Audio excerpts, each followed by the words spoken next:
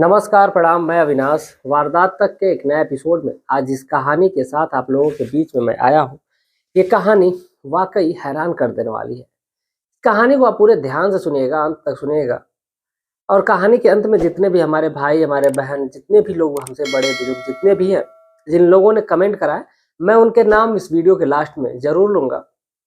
और उन लोगों ने क्या क्या कहा है इसके बारे में भी आपसे साझा करूंगा, शेयर करूंगा। और ये लोग कहाँ कहाँ से कमेंट करते हैं इस बारे में हम आपको शेयर करेंगे। वाकई जब मैं ये कमेंट पढ़ता हूँ तो दिल एकदम खुश हो जाता है कि इतने अच्छे अच्छे लोग हैं आज दुनिया में, जो इतने इतने दूर से लोग कमेंट करते हैं। तो चलिए आज की कहानी शुरू करते हैं। कहानी शुरू करूँ उससे पहले आप लोगों से प्रतिदिन की तरह एक विनती है, एक गुजारिश है कि जितने भी हमारे भाई बहन जितने भी लोग हैं, जितने भी ये लोग वीडियो देख रहे हैं, पहली बार हमारे चैनल पे आए हुए हैं, हमारे इस वारदात तक के जो परिवार है, एक जो ये घर है, इस घर में चैनल को सब्सक्राइब करें और हमसे जुड़े, इस परिवार का हिस्सा बने। चलिए आज की कहानी को शुरू करते हैं। आज की जो कहानी है वो झारखंड की है। झारखंड का एक रहने वाला व्यक्ति जिसका नाम संजय होता है। संजय बेहद अच्छा लड़का होता है, शरीफ और सज्जन लड़का होता है। इसके पिता राजेश सिंह और जो माँ होती है वो सुमति देवी होती है। इन तीन लोगों का परिवार था, बेहद अच्छा परिवार था।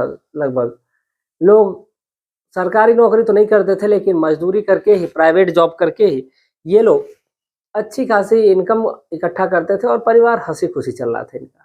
कमी थी तो घर में एक बस बहू की।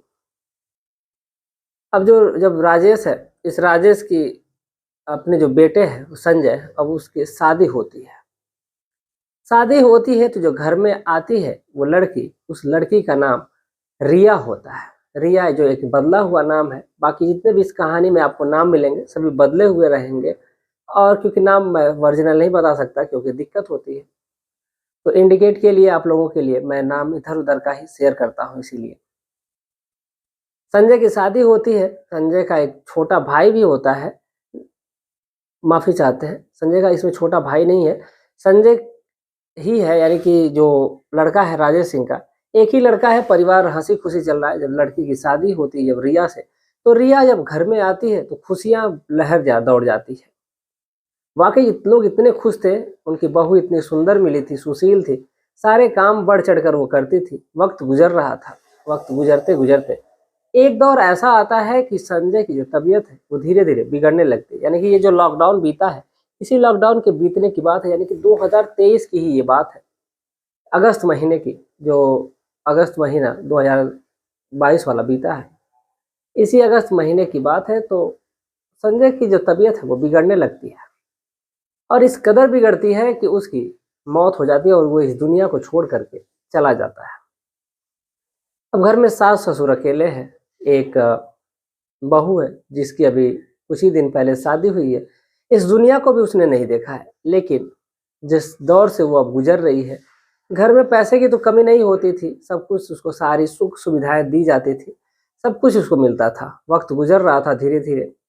उसने भी ये ठान लिया था कि अब वो यहाँ से कहीं जाएगी नहीं। जो उसकी किस्मत में था वो उसको मिला है। अब वो किस्मत से को बदल नहीं सकती, इसलिए वो अपने इस ससुराल में ही रहेगी। यानी अपने ससुर संजय, जो राजेश है और जो उनकी पत्नी है, यानी कि अपने सास और ससुर के साथ ही रहेगी, वहीं पर जिंदगी गुजार देगी उनकी सेवा में। यही सोच करके वो वहीं पर रहने लगती है। वक्त गुजरता है, समय गुजर रहा है। कहते हैं जब इंसान की चाहत कभी भी जग सकती है। जब संजय की मौत हुई थी तो उसके समय तो वो कुछ नहीं की थी। वक्त गुजरता रहता है, यानी कि ये साल 2023 आता है, एक साल का समय ही बीता था। तब तक उसको पैसे की तो कोई कमी नहीं थी, लेकिन उसकी जिस्मानी जो जरूरत थी वो उसको सताने लगी। कहते हैं पैसे की जो भूख है वो हवस की भूख से ज्यादा होती है, लेकिन कहीं कहीं हवस की भूख भी ज्यादा बढ़ जाती है। जैसे आप लोगों ने एक मुद्दा देखा होगा, अभी कुछ ही समय पहले की बात है, यहाँ बिहार की वो कहानी है। बिहार की कहानी मैं आप लोगों से शेयर करूंगा। आरती और छोटू नाम से एक कहानी आई है, जिसमें आरती जो है और छोटू, ये दोनों प्रेमी प्रेमिका थे। इसी कहानी में आप लोगों को विस्तृत सुनाऊंगा, थोड़ा सा आप लोगों को बता देता हूँ। आरती से मिलने के लिए छोटू जाता है तो उसके परिवार के लोग उसकी बेरहमी से मारकर, बहुत बेरहमी से उसको मार देते हैं। जब उसकी मौत हो जाती है तो फिर कुछ समय बीतता है। जो आरती है वो अपने कहती है, ठान लेती है कि वो अपने प्रेमी के घर रहेगी, अपने ससुराल वालों, अपने मायके वालों के का साथ छोड़ देगी, ससुराल वालों के साथ रहेगी। अब ये सोच करके आरती अपने ससुराल में जाती है और वहाँ पर वो रहने लगती है और रहने का जो सिलसिला है वो चलने लगता है। वो कहती है कि मैं ताउम्र छोटू की विधवा बनकर ही रहना पसंद करूंगी, शादी कभी नहीं करूंगी। ये स्टेटमेंट उसका तब तक था जब तक वो अपने ससुराल में पहुंच नहीं गई थी, जब यानी कि जो छोटू था उसके घर नहीं पहुंच गई थी। अब जब छोटू के घर पहुंचती है तो फिर उसका जो रुतबा था वो अलग होने लगता है और धीरे धीरे जब वो एक ऐसा एक्सक्यूज देती है, वो कहती है कि इस जमाने के डर से, इस संसार के जो लोग हैं, इस जो मोहल्ले के लोग हैं, इस सभी लोगों के ताने के डर से बचने के लिए मैं उसके छोटे भाई से शादी करूंगी। और आज का जो दौर है वो इस टाइम पे ऐसा है कि लोग आरती छोटू की प्रेम कहानी के नाम से तो जानते ही हैं, लेकिन उसके भाई के कहानी के नाम से भी ये जो इंटरेस्ट है वो अलग ही जग गया है। अब ये जो सिलसिला है वो चल रहा है, थमने का नाम नहीं ले रहा है। इस कहानी को मैं आपको विस्तृत बताने वाला हूँ और इस कहानी को जब आप सुनेंगे तो वाकई आप दांतों तले उंगली दबा लेंगे। इस कहानी को सुनने के लिए आप लोग कमेंट जरूर करिएगा, नहीं तो आप तमाम यूट्यूब पे वीडियो पढ़िए। अगर आप लोग मुझसे सुनना चाहते हैं तो कमेंट आप लोग जरूर करिएगा कि हाँ मैं उस कहानी को सुनाऊं, तो मैं आप लोगों को विस्तृत और कहाँ से कैसे कहानी शुरू हुई है और अब तक उसमें क्या क्या हुआ है, मैं ये सारी चीज़ें आप लोगों से शेयर करूँगा। जब उसकी ज़रूरत जब बढ़ने लगती है तो फिर जो रिया है, अब उसके बगल का ही एक लड़का होता है जिसका नाम सोनू होता है। सोनू जिसकी उम्र महज अभी 15 साल थी। 15 साल का सोनू है, उसके घर आता जाता है। जब भी उसे कोई सामान की ज़रूरत होती, वो बाजार तो जा नहीं सकती थी, इसलिए वो उसी लड़के से मंगा लेती थी। अब मंगाने का सिलसिला ये जारी होता है। जो सोनू है उसके घर रहता है, आता है, वक्त गुजारता है उसके साथ और वो सोनू से ढेर सारी बातें करती, क्योंकि वो सोनू एक छोटा सा लड़का ही था तो सोनू के साथ ऐसा कुछ लोगों को संदेह भी नहीं था। अब सोनू उसके घर आता, वक्त गुजारता और वक्त गुजारने के साथ साथ जो रिया थे कब सोनू को दिल दे बैठती है ये उसको खुद नहीं पता चलता है। वो उससे अपनी ज़रूरत के हर सामान मंगाती थी, जो जैसे जो अंडरगारमेंट्स होते हैं, ये सारी चीज़ें वो सोनू से ही मंगाती थी। और वक्त गुजरने के साथ साथ ये दोनों एक दूसरे के इतने करीब आ जाते हैं कि ये एक दूसरे के साथ संबंध बनाने लगते हैं। संबंध बनाने का जो सिलसिला एक बार जब शुरू होता है तो फिर वो थमने का नाम ही नहीं लेता है। ये दोनों एक दूसरे के होने लगते हैं और वक्त गुजरने लगता है। जब कुछ वक्त गुजरता है, यानी कि ये जो साल 2023 आता है, इसी साल 2023 के फरवरी महीने में ही वो जो लड़की है वो प्रेग्नेंट हो जाती है। और प्रेग्नेंट होने के बाद जब उसको जब ये बात पता चलती है कि वो प्रेग्नेंट हो गई है, तो फिर वो सोनू से कहती है कि देखो मैं प्रेग्नेंट हो गई हूँ और मैं तुमसे शादी करना चाहती हूँ और तुम मुझसे शादी करो। जो सोनू है कहता है कि मेरी उम्र ही क्या है, मैं अभी 16 साल लगभग उम्र हुई है मेरी, तो फिर मैं तुमसे आपसे शादी कैसे कर सकता हूँ। अब इस बात को लेकर के उन दोनों में बहस होने लगती है। सोनू तो स्टार्टिंग में पहले ऐतराज करता, लेकिन जब उसको मजा आने लगा, उस चीज़ को वो एंजॉय करने लगा, तो फिर वो पीछे हटने का नाम ही नहीं लिया और ये दोनों एक दूसरे के साथ शारीरिक संबंध बनाने लगे। लेकिन जब प्रेग्नेंट हो जाती है तो फिर समस्या खड़ी हो जाती है। अब जो रिया है वो सोनू पर प्रेशर बना रही है कि वो उससे शादी करना चाहती है, लेकिन जो सोनू है वो शादी करने के लिए मना कर रहा है। अब जब ये बातें दोनों के बीच बहस होती है तो जो रिया है वो कहती है कि अगर तुम मुझसे शादी नहीं करोगे तो मैं सीधा थाने में जाऊंगी और थाने में जाकर तुम्हारे खिलाफ एफआईआर कर दूंगी। तूने मेरे साथ जबरदस्ती की है, तुमने मेरे साथ रेप किया है और तुमने मुझे प्रेग्नेंट किया है। जब शादी के लिए कह रही हो तुम मना कर रहे हो। अब इस बात से सोनू भी बहुत ज्यादा डर जाता है और डरने के बाद फिर वो कुछ कर नहीं पाता है। अब इधर जो रिया है, अब इस बात को लेकर के वो सीधा थाने में पहुंच जाती है। जब वो मना करता है सोनू, तो थाने में पहुंचने के बाद सारी बातें वो जब बताती है तो वहाँ के जो सीईओ होते हैं उनका नाम होता है ब्रिजेश सिंह। ब्रिजेश सिंह जो सीईओ होते हैं, जब ये बातें वो सुन रहे होते हैं तो वो भी काफ़ी परेशान थे कि एक औरत अपने हवस को बुझाने के लिए एक छोटे से लड़के का सहारा ले रही है।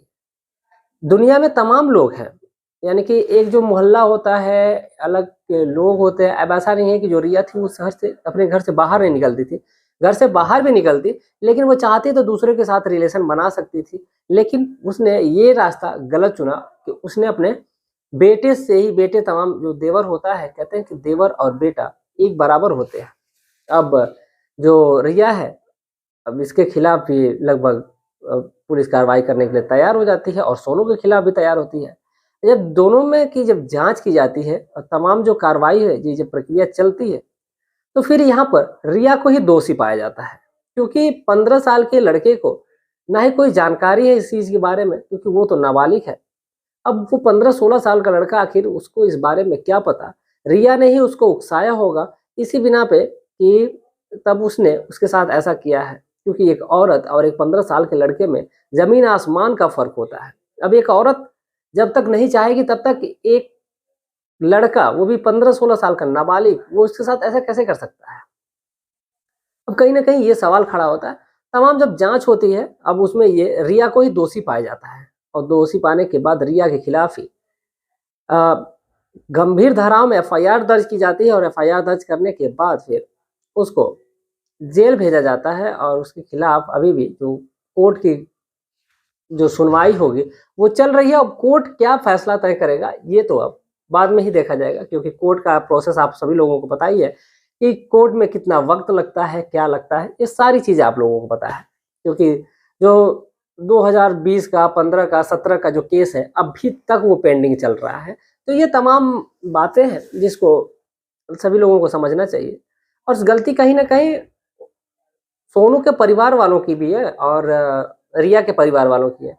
जब सोनू आता है तो रिया के परिवार वालों को ध्यान देना चाहिए था। रिया तो मान लीजिए समझदार थे, लेकिन सोनू तो नासमझ था। सोनू नासमझ था इसलिए उसने गलती की थी, लेकिन परिवार के लोगों को भी ये समझना चाहिए कि उनका बेटा कहाँ जा रहा है, किससे बात कर रहा है, क्या कर रहा है। लेकिन भाई परिवार के लोग, एक छोटे से लड़के पे कोई कितना ध्यान रखेगा। अब वो जा रहा है तो पड़ोस में जा रहा है, अब उसके साथ क्या हो रहा है ये किसी को कैसे पता चलेगा। तो खैर ये थी आज की पूरी कहानी। आप इस पूरे घटनाक्रम को सुनने के बाद आप क्या सोचते हैं, अपनी राय कमेंट में जरूर दीजिएगा।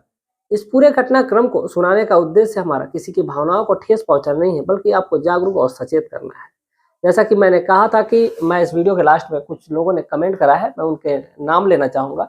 तो आज के जो फर्स्ट नंबर पे जो व्यूअर हैं वो है सत्येंद्र ऑफिशियल। सत्येंद्र जी, आपको तहे दिल से शुक्रिया। आप हमारे पहले व्यूअर हैं जो आज की वीडियो पे देखे थे, तो तहे दिल से आपका शुक्रिया। अगले नंबर पे चलते हैं। धीरेन्द्र मिश्रा जी हैं, हरी सिंह जी हैं, शेष मणि यादव हैं, सतनाम सिंह हैं, आरिफ खान है, असलम खान है, इम्तियाज अहमद है, नरेश कुमार हरीशपुर हिमाचल प्रदेश से, संजय मंसूरी ये गुजरात से हैं, और एक हैं ध्रुव कुमार नासिर पठान, मनोज कुमार सिंह मऊ उत्तर प्रदेश से। मैं भी जो मनोज कुमार सिंह जी है, मैं उनसे स्पेशली ये कहना चाहूंगा कि मैं भी आपके लगभग डिस्ट्रिक्ट के इर्द गिर्द से ही मैं भी बिलोंग करता हूं। तो आपका कमेंट पढ़ के मुझे बड़ा खुशी हुई कि आपने कमेंट किया और बाकायदा अपने नाम और पते के साथ कमेंट किया। आप चाहे तो हमें इंस्टा पे फॉलो कर सकते हैं, वहां से सारी जानकारी आप सभी लोगों को मिल सकती है।